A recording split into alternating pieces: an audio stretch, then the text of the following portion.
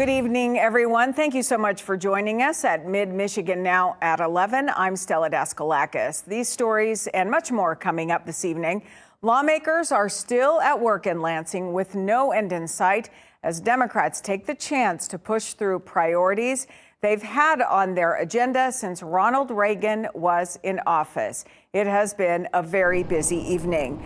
Political reporter Rachel Louise Just joins us from the Capitol. She's been very busy. She is wrapping up the major pieces of legislation we saw come to a vote in the last few hours. Rachel, we are anxious to hear what you are finding out tonight. It was a long 13-hour day in Lansing today, but don't mistake a long day for a boring one. We saw a lot of different pieces of legislation pushed through today. Most notably, at the end of the day, we saw the universal background check that was pushed through and voted through along party lines just before 10 o'clock tonight. That is a piece of legislation that's been in the works for a very long time, as Democrats have been trying to push that through since about 40 years ago. It's been a long time coming for those advocating to end gun violence as well, especially in the wake of what happened at MSU a couple of weeks ago. Those gun reform bills were pushed through to the floor just this afternoon, and they had their first hearing at 3 p.m., passing a committee, eventually passing along party lines on the floor. Another huge policy on the agenda tonight, though, was labor. Just about 2 hours ago, the House passed a repeal of the state's right to work law.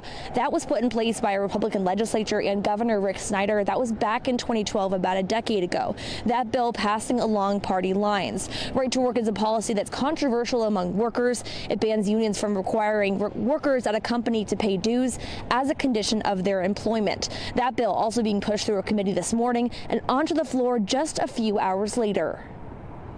Democrats are ramming and jamming this through. We got notice less than 18 hours ago that they were going to take up this controversial legislation and run it through committee with a very limited hearing, with very limited testimony. It's a play on words, right to work. It's really the right to skirt.